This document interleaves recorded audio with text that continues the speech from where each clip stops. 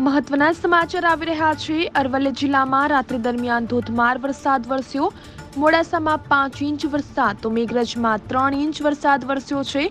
માલપુરમાં 2.5 inch વરસાદ તો ધનસુરામાં 2 inch વરસાદ ખાબક્યો છે।